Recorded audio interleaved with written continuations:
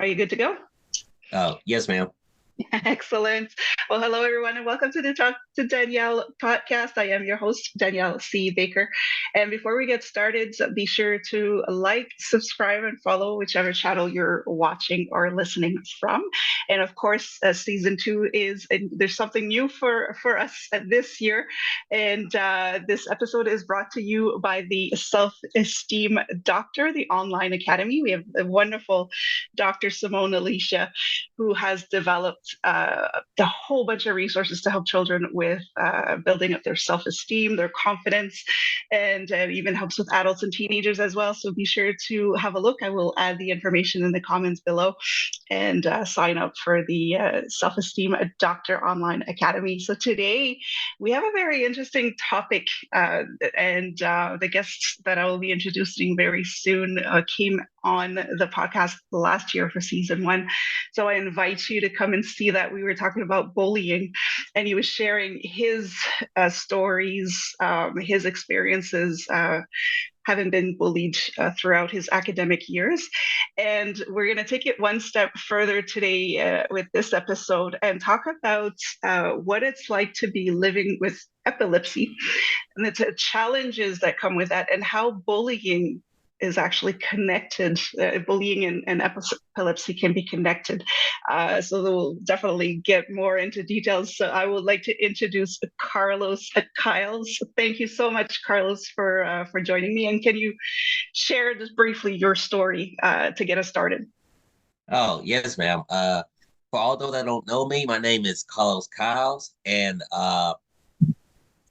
like I have epilepsy though. I know though since like high school, even though my mom told me though that I had epilepsy though all my life though, because that might have been connected though with my breathing difficulties I had though during birth though, which would make sense.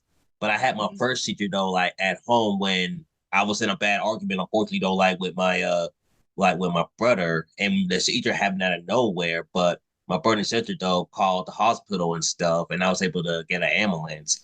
And when I had that seizure the first time, I wasn't used to it, so I was trying to to go to high school though, like, normally, but I felt a lot of pain in my chest. So I found out the hard way that, yeah, after you had a seizure though, you had to, like, take it easy. And Exactly. of course, I eventually recovered, but I had a second seizure while I was at Jefferson Davis Community College, and it was at a basketball game in front of people. So my Mhm. aunt and my cousin was able to call the ambulance, and I was able to get that help I need again. And I think with the first time I had a seizure, it was triggered by stress.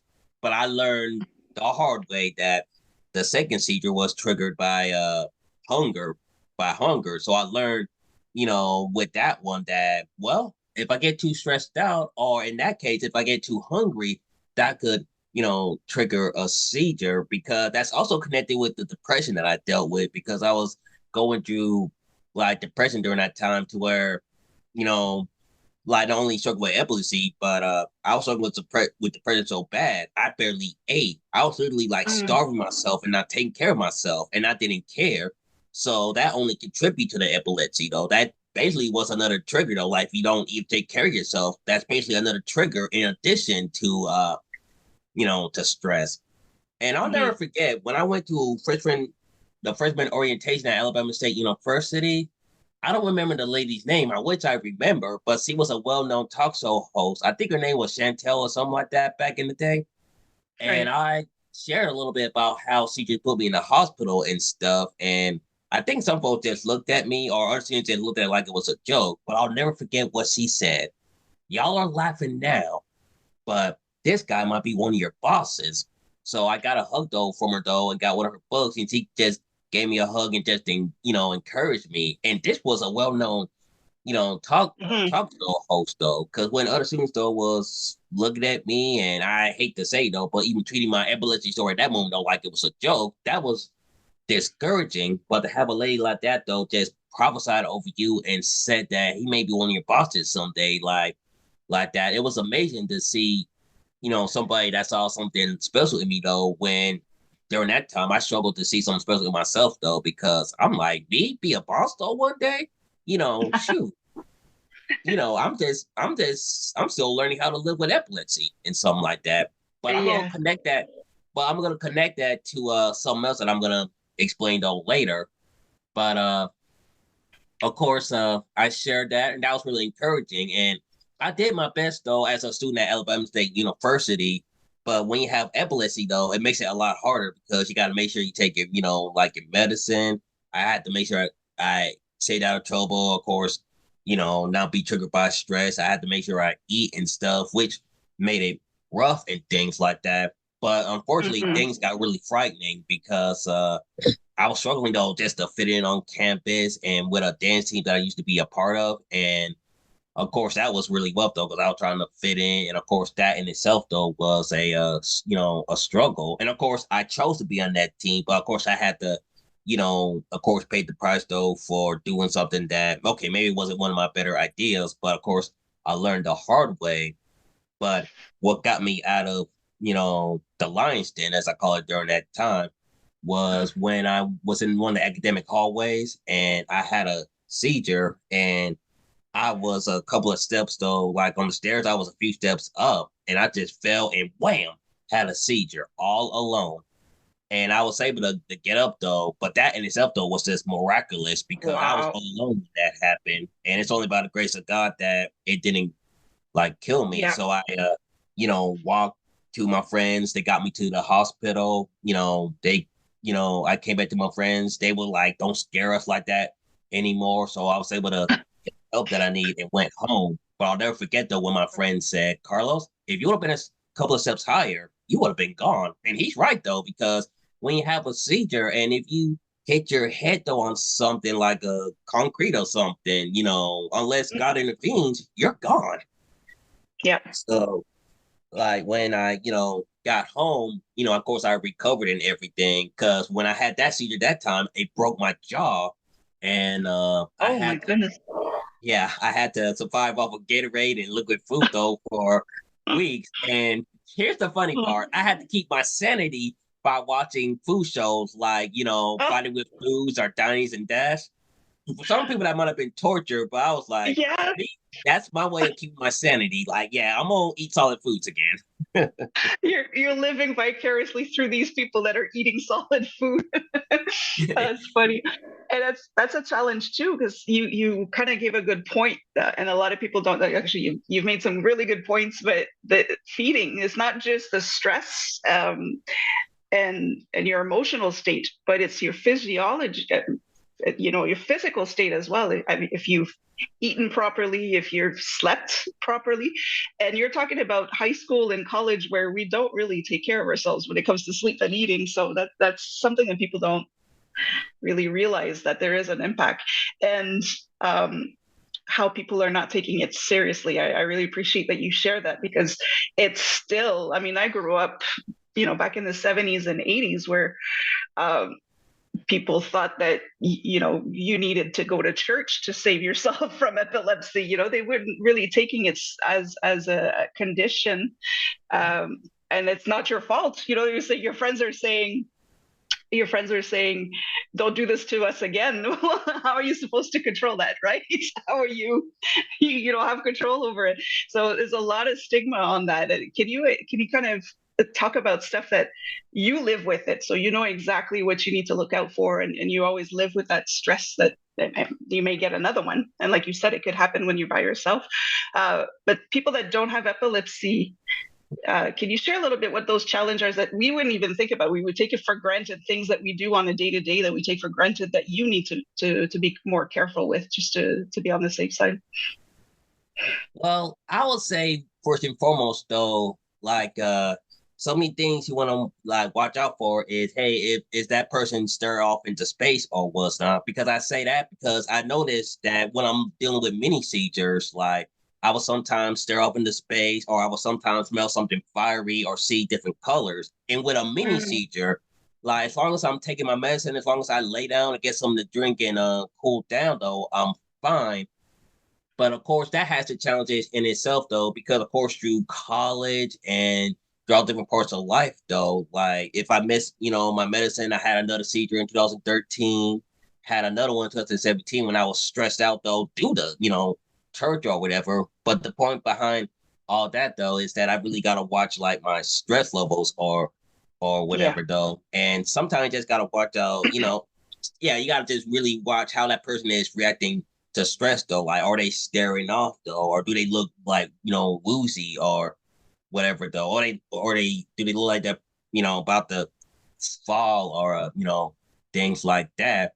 And overall right, though, like you just gotta watch if that person taking care of themselves and how it's affected them or things like that. Because in a lot of cases, that a person with epilepsy though, like maybe they need to do a lot more than just like rest or or something like that. And sometimes you might want to ask though, hey, are they seeing a neurologist or seeing a epilepsy or whatnot? Are they getting the proper help or things, like that? right, right. No, that's good to know. And again, things that we don't think about, but um, the senses, like you said, you could be smelling something, or everybody's different. Everybody's reactions are different. So we can't just think that because one person has their seizure a certain way that everybody has it the same way is very different. And I've worked with children that sometimes it would just be you wouldn't even know that they were having it's such a small seizure. The eyes would just roll back for maybe a few seconds and then they'd come back, but you could tell that they were disoriented. So I'm glad that you shared that. There's some examples of what that could look like. um, I want to jump into, because you're a big advocate about bullying, and I'm not saying you're encouraging bullying. I'm saying that you're advocate against bullying with your personal experiences. And can you share a little bit how bullying and triggering seizures can be connected? What bullying, what part does that play into possibly triggering somebody? Well, that's a good question because, like, if the kids though, like, know that this particular child have a seizure, and then when they don't like understand it or take it seriously though, like they may mock the child or troll the child though by pretending they're having seizures or whatever though, or they might be called like harsh names, and that could be Right. a trigger as well because that's connected with stress. And when you add stress from bullying, as well as with the stress of everyday life and trying to management, especially as a child, though, it makes it worse. And not only that, though, but you feel though about yourself because shoot, when I was a student at Alabama State, I felt bad because I wanted to fit in and stuff and be normal. So with a child, that's going to be even more intensive because they're going to be like, hey, I just want to be normal. I don't want to be picked on for something though that's beyond my control. And whether you're a college student or a child, of course, it's gonna hurt your self esteem and self, confidence, especially when you get older and realize that, man, if you have epilepsy, I can't even get my license, you know, Mhm. and when I'm trying to, do everyday things, it just makes it like, even harder. And when folks don't understand, and to make it worse, when they snap on you or something because they don't understand, that really makes it, you know, frustrating. So with Yeah. epilepsy and bullying though, like it hurts the child's, confidence. They have to decide to just be, normal. And in the child's mind, though, they'd be like, how in the world do I manage something though that other kids put me down for? How do I get help with this? Right. Right. You could feel alone, like you don't feel supported at all. And being bullied to begin with is hard enough as it is, but to have that extra stress factor, it really does pile on. From your experience, having lived with it, and yeah, I'm sure you've met other people as well. You did mention earlier about the celebrity, the talk show host that had really supported you. She really kind of let people snap out of it and say, "Hey, this is serious, and this is a person." Is there anything that teachers could do, or that they should be on the lookout for, to be able to help students with epilepsy, so that they can feel safe when they're at school or in class? Or is there anything that you would share with us? Oh, yes, ma'am. I would say, try to get to know the child better. And when you do, though, hey, that allows you to learn the child, triggers, and you can constantly check on the child to act. Are you feeling okay? Are you feeling woozy? Are you feeling weird in any kind of way? Do you need to lay down? Do you need an extra snack or whatever? And just Mhm. even maybe to help the class to understand that you're not trying to give special treatment, but you're trying to make sure the child is, oh, like okay, because maybe they feel funny, maybe they need to take a nap or something like that. Just get a better understanding of the child triggers and some of the best ways that you can help, and just help them to and just help the child the best you can in terms of not only making sure they're okay, but if they're struggling academically because of it, though, like maybe try to make certain accommodations though, like to help them or what's not, because maybe the child needs extra study time, or maybe the child needs to take their test though in a less stressful environment, and just Right. figure out like what's best for that child in terms of taking care of them, make sure they don't have a seizure, make sure they're taking their medicine, and just not only encourage that child, but to empower that, empower that, that child, that, and just let them know that, having epilepsy doesn't have to stop you from, of course, though, being a kid or doing good in the classroom. Yeah. Yeah, and it's a good point too. It's not necessarily this. When I used to work in the schools as well, is telling teachers, it's not more work. Asking, taking the time, making sure that taking the time and making sure the child is comfortable. Uh, but to also think that if the child does get a seizure in class, that would require a lot more damage control afterwards. So it's better to be preventative than to be reactive. So it's important to get to know the child, what triggers them, so the child feels safe to tell the teacher if they're not feeling right, and they can help before it gets really bad.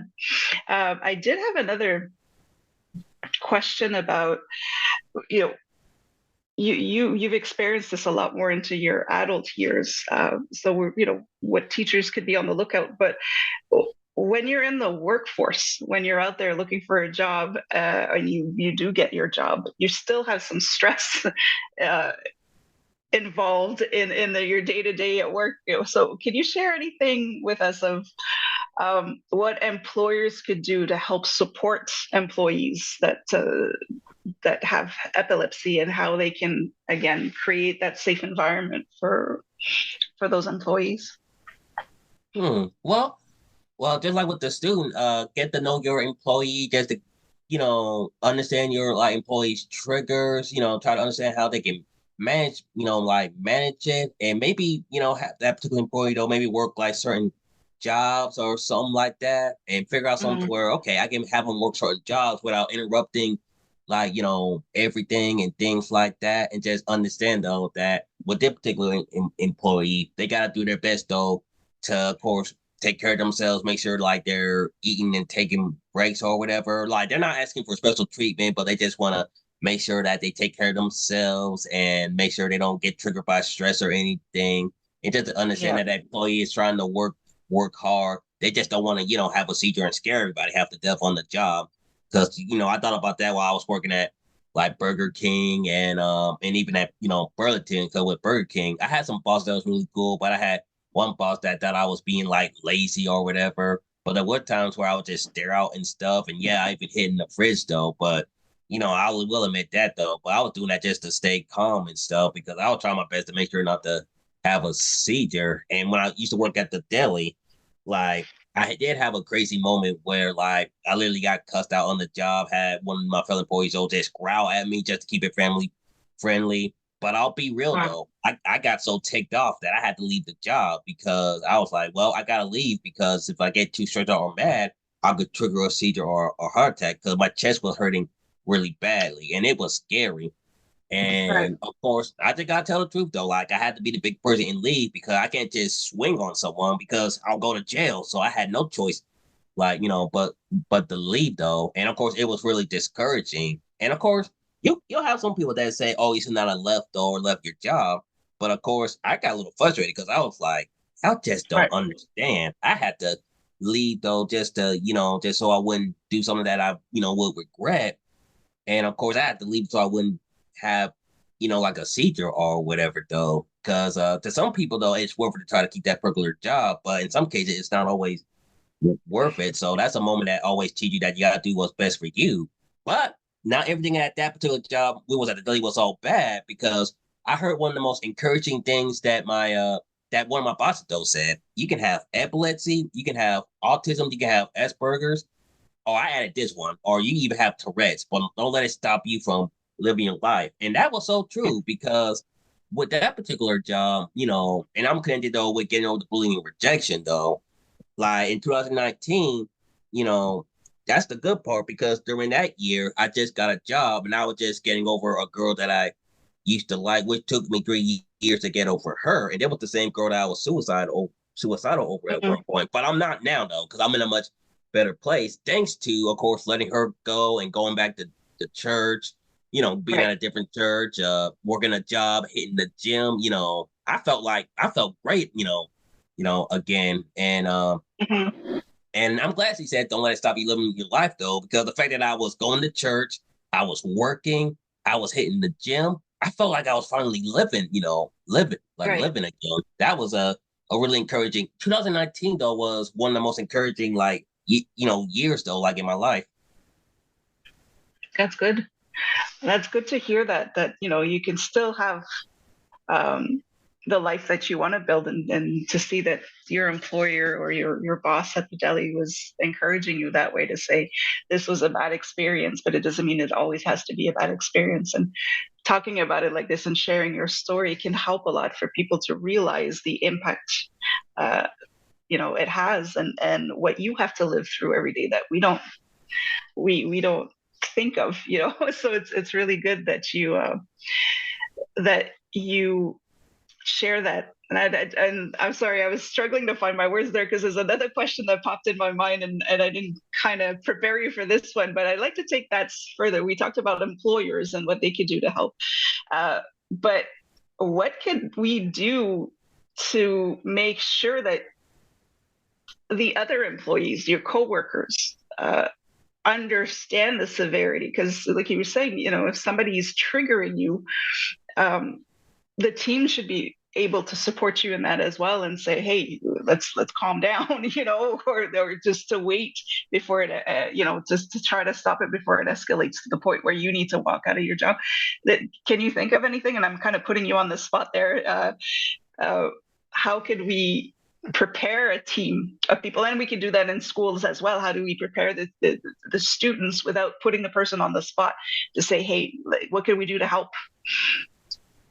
Uh, I would just say, like, if you're living with epilepsy, one of the best ideas I can think of right now is maybe just be upfront with your employer and let them know like what you're struggling with, but help them to understand that, yeah, I live with epilepsy, but I want to do my job like anybody else. I'm not asking for special treatment, and I'm definitely not asking to be a victim. I just want to do my job like anyone Yeah. anyone else, and I just want to try to get whatever accommodation I can though to make sure that not only I can do my job, but just make sure that if I'm having a seizure or whatever though, I could lay down if I need to or leave if necessary, or maybe work the least stressful like part of the job or whatever, because you'll meet some bosses that are cool, and let's just be real now.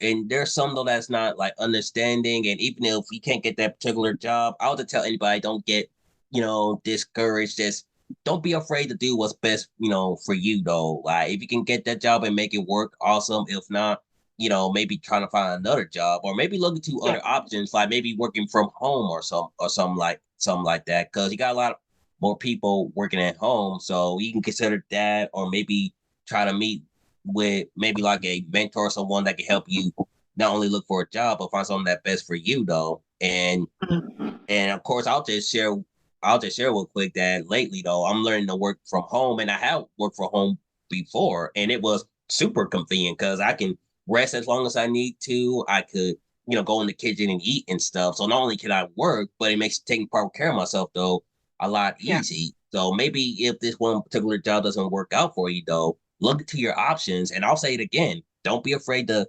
do what's best for you, because it's like my boss though said though, Miss Susan, like you can have epilepsy, but don't let it stop you from living your life, because again, like I had to learn that, yeah, you gotta be flexible and adjust and adapt though. Okay, maybe if I can't work a normal nine to five though at McDonald's, maybe I can work from home, or get a job that'll make it or get a particular job that'll make it easier for me though to take better care of myself and make sure I eat and stuff, properly.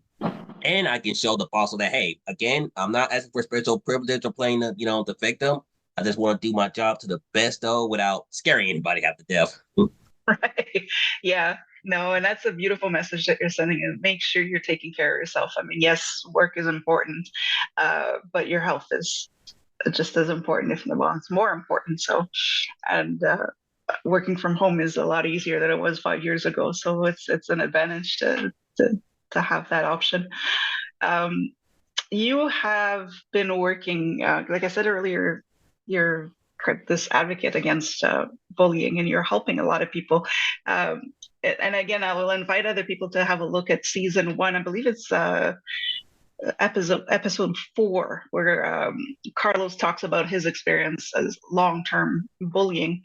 Can you talk a little bit about the work that you do in helping people overcome the effects of being bullied for so long, and how you can overcome that? Like you said, there was a time where you were really in a dark place, and then you came out of that surrounding yourself with the right people, taking care of yourself and all of that. Can you talk a little bit more about how you support people through that? Oh, yes. Like with Polysol over the years, as I've been working on the vision and learning how to do a startup, I've been like networking with people, been hearing some really powerful bullying stories of some as well. A lot of them are tear jerkers. Like they'll just, bring the emotion like out of Yeah. you. But working on starting a nonprofit though, and as well as a for profit, but they'll be two separate entities or like sister companies. But in addition to that though, I got two other businesses that I'm, working on, which is flexible within my schedule. Cause one is with Amway, and I was able to set up an online shop called Neat Man Shop, to where I sell hold on a sec, to where I That's sell nice. you know, products like double X vitamins and energy drinks, and products though that are made from all natural ingredients and plant based. There's Nice. skincare products for the ladies and all types of like soap and stuff though from like for men and women as well. And they're made from some of the best like products. And I'm Yeah. also working on getting my license to sell insurance though with Primerica. So I'm setting up two different companies to where not only can I sell stuff for myself, but I can hire people, or in this case with epilepsy, or people who are being bullied though. Like I want to set up something to where I can, hire people and we can team up like together though, and you can have like a at home, job though that could be, flexible within your schedule. And note that a lot of people with epilepsy are struggling to get a job. So I want to set up something to where I can, give people like a job. And since it's, work from home or something like that, you can work from home, and with a work at home job, it can not only build their, confidence and generate like income, for Right. them, but it can, help accommodate like their needs. Like you're at home, you can set up your own schedule and you can eat when you need to. You can rest if you need to. And if there's a problem, you can talk, to me because hey, I'm an easygoing guy and I'm the kind of boss that like Yeah. if there's an issue, let's fix it. Let's not play around. Yeah. And with Polysol, I'm working on a bully recovery platform to where we're want to help people though deal with and heal with bullying. Provide a curriculum that teach them how to shift their focus, mindset, attitude, and shift from a victim mindset to a victor mindset. And I'm also planning on coming out with a superhero book called, Neat Man, maybe like a video game and other products. Because there's a lot of ways so that I want to help Yeah. people, and if I can help people like if I can provide opportunity through Primerica and well, do selling insurance through Primerica, which I'm still working on, and with Amway, they can buy, products like these that, vitamins that can help them not only with their, health and help take better care of themselves, but it can even provide them a job. Yeah. And that's you. So you're kind of you're looking at the bigger picture. You're providing a really wide range of support for people that are living through it, and I think that's wonderful. So I'll put some information about Polysol, your company, and people could reach out if ever they like to talk to you about how to to work that through, and especially with the support with bullying and life after it. What do I do from here? How do I take care of myself? So I think that's wonderful. I always like to ask little questions that is a bit off topic. So I'm just wondering if you would mind sharing something about you that people don't necessarily know about. And it could be anything from a hobby, from something that you like to do, just something that people not necessarily know. Say, I didn't know Carlos like that or did that. Or can you share anything uh, of the sort? Hmm. Let's see. Something like well, So I know you like dancing. I'm sorry I cut you off there. I know you mentioned that before, you like dancing, but something that nobody would know about. I don't think I tell a whole lot of people, but I want to learn how to cook more. Like I want to, Oh, nice. I want to learn to do a lot more cooking to the point where I do fusion though, like maybe mixing like you know ideas from like maybe like Italian cuisines, Jamaican culture, mixing Asian food because I really love like Asian food and stuff. Yeah. But I like to be creative though, so if I can maybe mix in, shoot, I hear how creative I am, like. I want to, cook the kind of thing to where maybe I do a mix of tacos and orange chicken with salad and rice or something like that. I Oh, actually got that would that be nice. idea though from a trip though because I went on a trip to Tennessee with my friends and we stopped at a KFC and Taco Bell restaurant and they were both combined and that was really cool though because we was at a restaurant KFC and Taco Bell combined to where it was like wow if you want to you can order chicken nuggets and tacos if you want to and that's one thing I want to do. Though. I really want to get more into cooking and just do more like fusion, cooking and stuff like that. Just be really creative though with my cooking. Yeah, oh, that's amazing. I actually like that idea. That's really fun. Are you still able to hear me? Can you hear me okay? Yes, ma'am. Okay, no, I just wanted to make sure because my headset's just turned off, so I wanted to make sure that you could still hear me. Um, I think that's just such a good idea to have that fusion. I'm actually I like that idea with the orange chicken. That's really nice. Um, can you talk about what's coming up for you? Anything new? Anything new projects? Because you did talk about you're getting your license to sell insurance and Polisol as well. But anything that you're working on currently that you could share with us?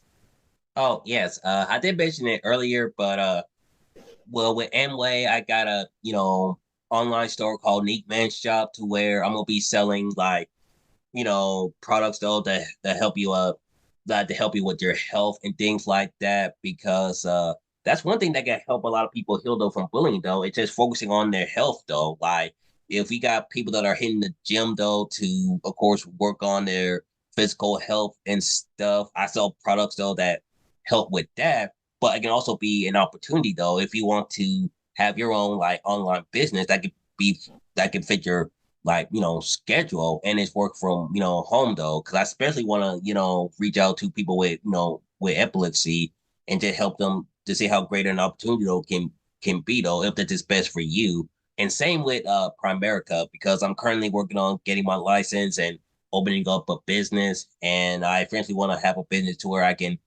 like hire, recruits, especially those that struggle with, epilepsy though, and they can sell insurance. And I could just encourage them though and let them know that epilepsy doesn't have to stop you from living your life. And sometimes you just gotta adjust though. Like if you can't work at McDonald's normally, that's okay though. Sometimes you gotta do something else, and that might be the perfect fit like for you. And I also wanna again though create like more opportunity to cross out to where we're working on the bully recovery tag and other products and set some up to where if other people maybe want to work for Polysaw or maybe like volunteer somehow we want to Yeah. do that though as well. Oh, that's great. And if anybody would like to help and support you, I do believe that they can make donations. Would you mind sharing what your and I'll add that to the description and the comments in the with the podcast. So if anybody would like to support you and donate, they can send directly to you. Yes, ma'am. I'm sorry, I had to double check real quick. Oh yeah, like if you feel like the like the donate, I got a cash app and Hold on, I gotta double check the look at my Cash App. Oh, that's okay. I can actually I can add it to the comments so people will see it. If I'm not mistaken. Yeah, I thought I had it too. You had mentioned earlier, but I'll add it to the comments so people can see. So I'm just directing everybody, just check the description of this episode and look in the comments, and you'll see Carlos's information there if you'd like to support him in this wonderful cause of helping people with epilepsy, people recovering from bullying, and how they can create a healthy successful life for themselves. So I think it's wonderful with the work that you do. Oh, yes, ma'am. I also ask this question, and I believe I did ask you last year when we did the first episode, and that's just because it's a question that a little girl has asked me during an interview, and I thought I'd ask everybody. Oh, perfect. Okay, so for your Cash App, let me just double check again. I had it in the comments there. There we go. And I apologize though for the audience because like I'm a really busy man, and ever since the first time I've been on here though, business has really been picking up because I'm so blessed right now that opportunities are seeking me out. That's amazing. Yeah, so for the Cash App, you're looking at the $, capital C, capital T, capital K, R, B. So again, I will add that to it and to the comments and description so people can send it out. But would you mind sharing what you would? It's the question that we ask children all the time, but when we ask adults, some people don't know how to answer. What would you like to be when you grow up? Well, I know last time I said a superhero, but this time around I'm gonna say a world changer. I like that. I was curious to know if it was going to be different from last year. That's why I love asking that question, because it can change, because we change, and how things at work change as well. So I think it's wonderful. And we were just adding as well for the Venmo, it's at ckyles3. And again, I will write that information in there. So I think that's what a world changer is. It's a big shoes to step in. So I know you can do it. That's for sure. You have the creativity and the energy to do it. I think it's wonderful. Absolutely. And I'll just encourage anyone, like, yeah, if you're seeking to be a world changer, if you're seeking to make a big difference, whether you want to make a difference in the lives of bullied kids or epileptic kids or anything like that, though, reinvent yourself, because before the new year came in, I got him as a friend got me involved with Primerica and things like that, and he was prophesying over me, and I was just like, wow, he's right. I gotta reinvent myself though, like as a man, as a businessman, as an artist, reinvent in 2024, and with Amway, like I got awesome, sponsors. Shout out to friend and Al Hamilton. Like they're all about positive energy, so like in order for us to truly tap into our full potential, don't feed off of negative, toxic energy. Feed off of positive energy. Feed off of positive energy like it's a fruit salad. Yeah, I love that. I love your visuals. There's the food fusion involved there. No, that's wonderful, and it's an important message. Thank you again for sharing that. How can people follow if they want to see your progress and how everything develops for you? Is there a way that they can reach you either through email, social media, anything like that you could share? And again, I'll add that to the description of the episode. Yes. Like my personal email is madridchina7 at gmail.com, and I'm also on Facebook, I'm on LinkedIn, I'm on Instagram, and my Instagram is neek_art. And if you got questions though about Polysaw, or if you're interested in maybe connecting with me though about what I'm about, like Primerica and about like Amway, you can reach me through there. We can chat, and I'll provide more information, and I would love to hear from you. That's wonderful. Well, thank you again so much, Carlos. You've shared quite a lot with us, and yeah, we'll put in your email and social media angles as well, so people can reach you if they need to. Is there anything else you'd like to add before we wrap up? Is there anything, because we kind of covered quite a bit, but I just thought maybe if something popped up while we were talking, if there's anything else you'd like to add. Yes, ma'am. Like when it comes to anybody, struggling with epilepsy, especially like students, I just want to encourage you to be the best, version of yourself. Don't let it get you down. Take proper care of yourself. And I'll tell you what my friend Susan told me. You can have epilepsy, you can have autism, you can even have Tourette's, but don't let it stop you from living your life. Be a diamond with a story to tell, though, by of course living your life best life. Take, proper care, you know, of yourself, and and don't let nobody, take your joy. Don't let no one put that fire out in your belly. Yeah, I love that. It's a beautiful message and so important to hear. So thank you again. I could talk to you all day. It's such great positive energy, and that's what we need. So thank you again. And anytime you want to come back on, you're always more than welcome to hop on. And thank you again for everybody again who are watching. Don't forget to like, follow, and subscribe to the channel, and make sure to follow Carlos as well, or Nick Men, as you may get to know him as well. And until then, stay safe, stay awesome, and we'll talk soon.